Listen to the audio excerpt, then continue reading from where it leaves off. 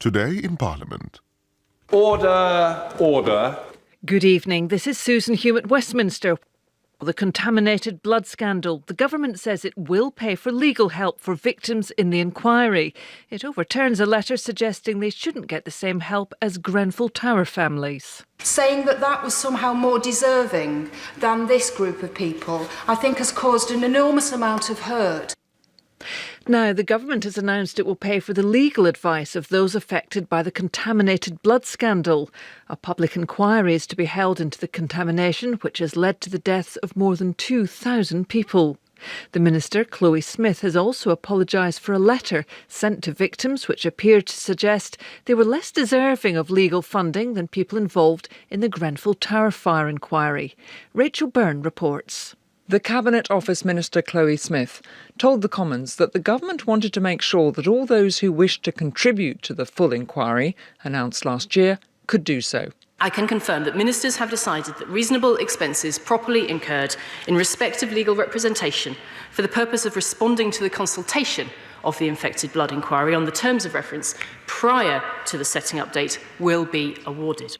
She hoped this was good news, and Diana Johnson, the Labour MP who's spearheaded the parliamentary campaign for justice for the victims of the scandal, was pleased to hear it. The inquiry will look into how people became infected with hepatitis C and HIV from blood products they were given during the 1970s and 80s.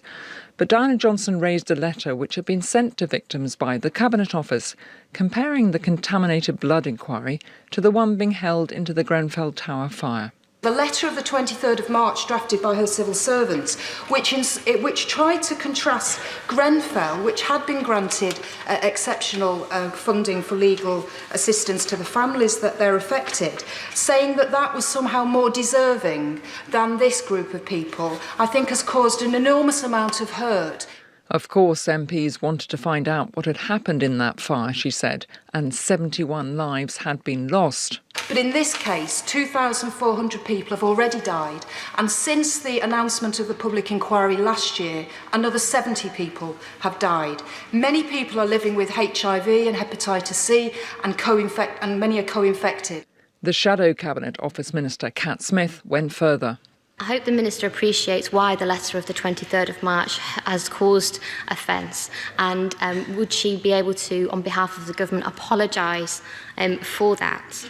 Chloe Smith replied, I have reflected on that, the letter that has been sent by my officials, and I am sorry for any concern that has been caused from it. But, she explained, Cabinet Office officials were setting out the normal legal position under the relevant legislation, the Inquiries Act. Ministers would decide by exception to be able to provide funding for this preliminary stage of any inquiry.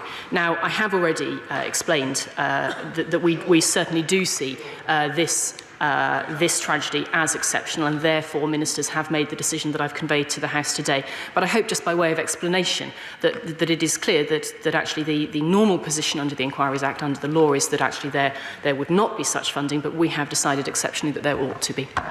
The SNP said the letter from the Cabinet Office had been contemptuous and insulting. One of the party's MPs, Drew Hendry, spoke of the frustration of the victims. Since being first elected in 2015, I've been in regular contact with victims of this scandal who've been deeply frustrated by the pace of the government dealing with this. Will she commit her government now to do what they can in their power to move this process on as quickly as possible with dignity and compassion for those who've been affected by this outrageous scandal? A Conservative, Rachel McLean, read out the words of one of her constituents who'd been affected. The miracle of childbirth tainted and forever seen as a sadness by my advice to abort her child at 7 months old, an empty vessel of a lost life, its opportunities of normal happiness and future building gone forever, after which she was advised that she should be sterilised. How tragic. This happened 30 years ago and she still lives in secrecy. I've just wanted her voice to be heard by the Minister in this place. She has not told a soul to this day. Given that she's waited for 30 years, I'm sure that she will welcome the legal aid. Can the Minister say a bit more about how much longer she will need to wait for the final answers to be given? Chloe Smith took a few moments to respond.